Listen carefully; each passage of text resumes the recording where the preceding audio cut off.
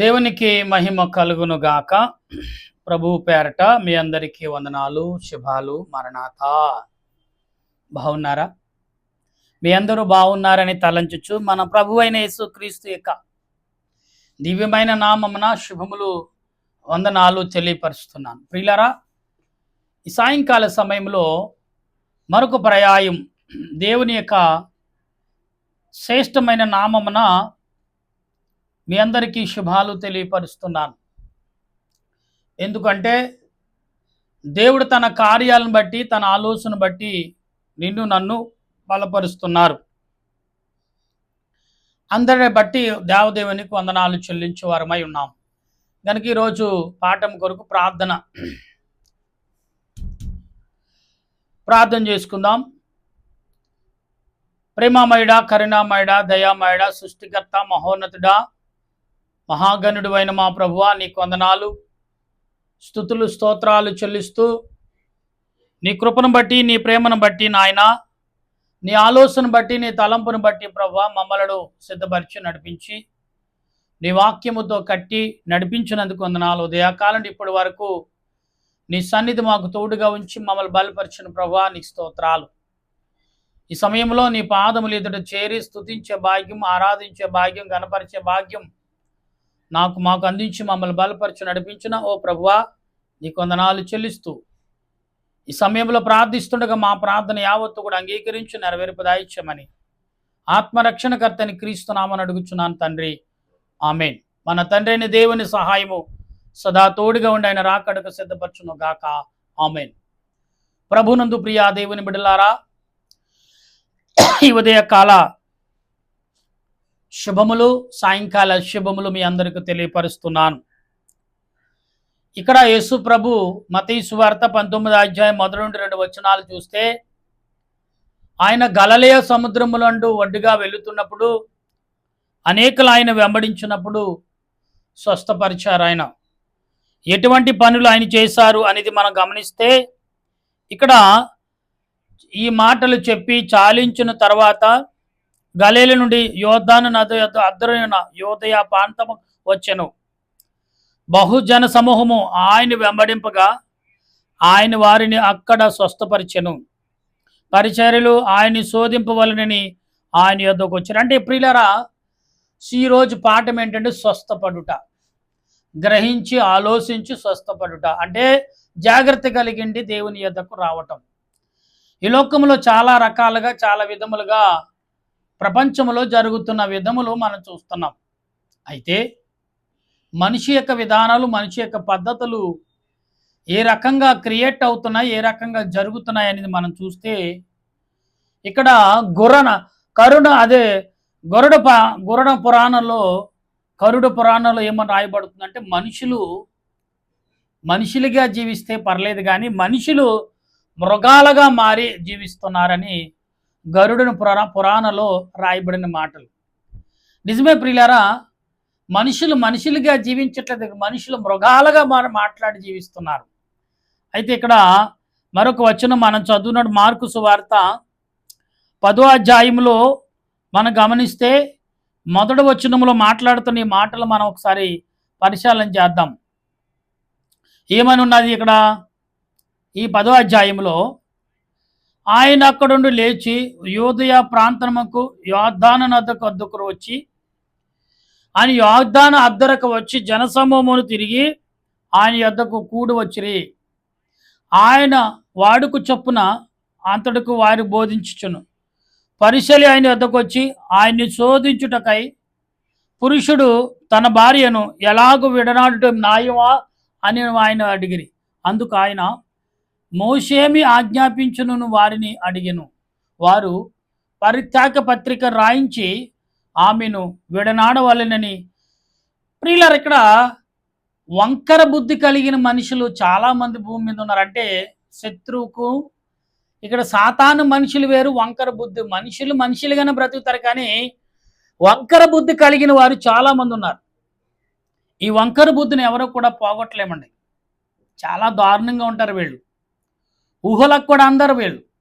అంత భయంకరమైన మనుషులు వీళ్ళు ఎలాగున్నారంటే, శోధనకు, శోధింపబడుటకు మనుషులు ఎలాగో కూరులుగా మారిపోయారు. అందుకే గరుడ పురాణాలు ఏమంటుందంటే మనుషులు మనుషులుగా జీవించేదే పర్లేదు కానీ మృగాలుగా మారి జీవించటం పద్ధతి కాదు అని గరుడ పురాణాల్లో చెప్తున్న ప్రకటన గ్రంథంలో కూడా సెలవిచ్చిన మాటలు ఏంటంటే మీరు మానవులు దేవుని కృపచేత దేవుని అలంకర చేత పుట్టిన మనుషులు అలా మీరు జీవిస్తే మంచిదే. కానీ దానికి వ్యతిరేకంగా తన భిన్నముగా మీరు మాట్లాడుతూ జీవిస్తే దేవునికి కోపం వస్తుంది అనే మాటలు ప్రకటన గ్రంథంలో యోహాను గారు చాలా క్లియర్ కట్గా రాసిస్తారు. ఈ రోజున మనం వింటున్నా మాట్లాడుతున్నామన్నా కానీ దాని అర్థాలు అనేక రకాలుగా మనుషులకు వస్తున్నాయి. అయితే ఇక్కడ మరొక వచనం మనం చదివినప్పుడు మత్తయి సువార్త 20 అధ్యాయములో మాట్లాడుతున్న ప్రభు ఇక్కడ అనేకమైన విషయాలు మనం గమనించున్నాలి. ఇక్కడ యేసు ప్రభు అప్పుడు జబదేయ కుమారుడు యొక్క తల్లి తన కుమారులతో ఆయన యొద్దకు వచ్చి నమస్కారం చేసి మనం చేయబోగా నీవేమి కోరుచున్నావని ఆయనను అడిగాను. అందుకామె నీ రాజ్యమందు ఈ నా ఇద్దరు కుమారులు ఒకడు నీ కుడివైపున ఒకడు నా ఎడవైపున కూర్చుండి సెలవుమని ఆయనతో నేను. ప్రియులారా, ఇక్కడ మనం చాలా విషయాలు గమనించాలి. యేసు ప్రభు ఇక్కడ ఏం మాట్లాడుతున్నారు అనేది మనం గమనించినప్పుడు ఇక్కడ మనం చాలా విషయాలు ఆలోచించాలి. ఈ మత్తయి సువార్తలో ఆమె ఏం మాట్లాడింది అంటే ఒక్క విషయం మనం 29వ వచనం చదివినప్పుడు ఎరుకో నుంచి వెళ్ళుచుండగా బహు జనసమూహము ఆయన వెంట వెళ్ళిరి. ఇదిగో త్రోవ త్రప్పన ఇద్దరు గుడ్డువారు. ఇక్కడ త్రోవ మధ్యన ఆయన గలిలయ నుండి వెళ్ళుచున్నప్పుడు త్రోవ మధ్యన ఇద్దరు గుడ్డువారు అని వెళుతుండని గ్రహించి ఏదో రకంగా ఎవరు సహాయం తీసుకుని అక్కడికి వచ్చి కూర్చున్నారు. అప్పుడు అడుగుతున్నారు, ఏమని అడుగుతున్నారంటే వీళ్ళు, ప్రభువా దావీదు కుమారుడా మమ్మల్ని కరుణింపమని కేకలు వేసి ఓరకుండుడని జనులు వారిని గద్దించరు గాని వారు, ప్రభువా దావీదు కుమారుడా మమ్మల్ని కరుణింపమని మరి బిగ్గరగా కేకలు వేసి యేసు నిలిచి వారిని పిలిచి నేను మీకేమి చేయగోరుచున్నానని అడగగా వారు, ప్రభువా మా కన్నులు తెరవమని. కాబట్టి యేసు కనికరపడి వారి కన్నులు ముట్టెను. వెంటనే వారు దృష్టి పొంది ఆయన వెంట వెళ్ళిరి. ఇక్కడ యేసు ప్రభు చేసిన ఇక్కడ కుమార్తె మొదట చదువుకున్నాం కదా మనము. ఆ మాటలో యేసు ప్రభు దగ్గరకు వచ్చి సాగిలపడి నమస్కారం, ప్రభువా నాకు ఇద్దరు కుమారులు నీ రాజ్యములో కుడి పక్కన ఒకడు పెడ పక్కన ఒకడు కూర్చోవాలంటే అలాగే అన్నారు ప్రభు. ఇక్కడేమంటున్నారు చూసారా, మనము విశ్వాసముతో ఎలాగ జీవిస్తున్నామో, విశ్వాసంతో మనుషులుగా ఎలా బ్రతుకుతున్నా ప్రయత్నం చేస్తున్నామో ఆ రకంగా బ్రతికితే పర్లేదండి.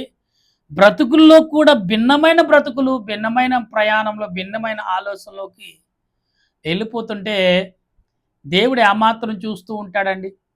ఒకసారి మీరు ఆలోచించండి, ఎందుకు దేవుడు వినాలి?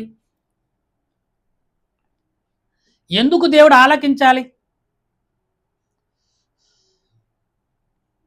ఎందుకు దేవుడు ఆలోచించాలి నీ పట్ల?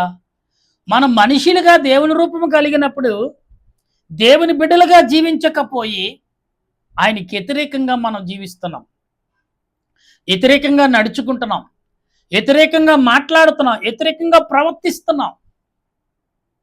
కానీ నీ ప్రవర్తనలన్నీ, నీ వ్యతిరేకలన్నీ కూడా ఆయన భరిస్తూనే ఆయన అనేక రకాలుగా ఆలోచిస్తున్నప్పటికీ మనం ఏమీ పట్టించుకొని మనుషులుగా వెళ్ళిపోతూనే ఉన్నాం.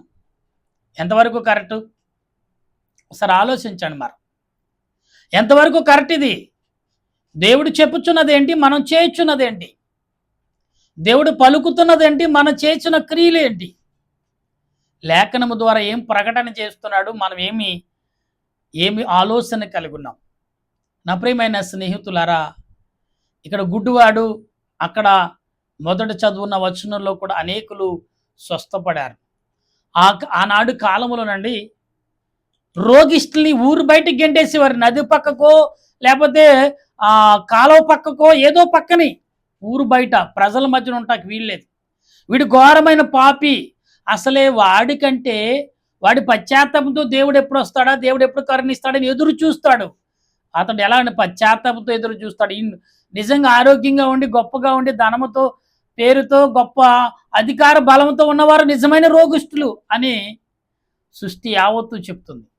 కానీ ప్రియులారా, ఇక్కడ మాత్రమో మనం భిన్నముగా ప్రవర్తిస్తున్నాం. ఈ ప్రవర్తనలు ఎలాగున్నాయంటే మనుషులకే కాదండి, దేవునికే అసహాయం కలిగించే ప్రయాణాలను చేస్తున్నాం. అసహాయం పడుతుంది దేవునికి. ఎందుకంటే వీరు ఇంతేనా, వీరు బ్రతుకులు మారవా? అందుకే ఎందాక పరలోక పనిలో మానవుల యొక్క రూపము ధరించుకుని ఈ భూలోకంలో నిద్రించి మరణించి అనేకమైన శోధనల చేత దేవుని యొద్దకు వెళ్ళిన ఆత్మలంట, ప్రభువా ఇంకెందాక మేము ఎదురు చూడాలి. ప్రకటన గ్రంథంలో 4వ అధ్యాయం చెప్తున్న మాటలు. 12వ అధ్యాయం నుండి ప్రకటన గ్రంథం అంతా కూడా ప్రభువా ఎందుకు ప్రభా ఇంకెందాక ఆత్మతో నింపబడిన ఆత్మలుగా నియమించబడిన వీరంట, ప్రభువా ఇంకెందాకండి మీరు ఉండండి, కంగారు పడకండి, మీతో పాటు మరి మీకండి మీ తర్వాత పుట్టిన వారు, మీకు ఆ తర్వాత సృష్టించబడిన వారు మీ గుంపులోకి రావాలి కదా. అంటే మానవులందరూ కూడా పరలోక రాజ్యము గుంపుగా చేరినప్పుడే పరలోక రాజ్యంలో దేవుడు కొన్ని సూచక్రియలు చేస్తాడా అంటే అవును అని లేఖనాలు చెప్తున్నాయి. పరిశుద్ధాత్మ గ్రంథము కూడా చెప్తుంది ప్రియులారా. గనుక మనం ఆలోచన కలిగి ఉండాలి. దేవుడు నీ పట్ల నా పట్ల ఏమి చేస్తున్నాడు, దేవుడు నీ పట్ల నా పట్ల ఏమి చేయబోతున్నాడు, ఇది ఖచ్చితంగా మనం ఆలోచన కలిగి ఉండాలి. అప్పుడే చేయుచున్న పనులు, చేయుచున్న క్రియలు, చేయుచున్న తలంపులు అన్నిటిలో విడుదల మనకు దొరుకుతుంది. అంతే తప్ప మన ఇష్టమైన రీతిలో ఏదో ఆలోచన వచ్చింది కదా చేస్తామంటే కుదరదండి, కుదరదు. ఎందుకంటే దేవుడు తన క్రియలను బట్టి, తన తలంపును బట్టి, తన ఆలోచనను బట్టి నడిపించేవాడే ఉన్నాడు తప్ప నీ ఆలోచనను బట్టి నడిపించేవాడు కాడు అని దేవుడు స్పష్టంగా సెలవిస్తుంది వాక్యం. నా ప్రియ దేవుని సంగమా, దేవుని బిడ్డలారా, ఈ సాయంకాల సమయంలో దేవుడు నీ ఎడల నా ఎడల చూపుచున్న ప్రేమ, జాలి, దయ, ఆత్మీయత, కృపను బట్టి మనం ఎంతవరకు విశ్వాసం కలిగి ఉన్నాం, ఎంతవరకు నడుస్తున్నాం, ఎంతవరకు జీవిస్తున్నాం, ఎంతవరకు మాట్లాడుతున్నాం, ఎంతవరకు ప్రయాణం చేస్తున్నాం అనేది ఆలోచన కలిగి ఉన్నారా?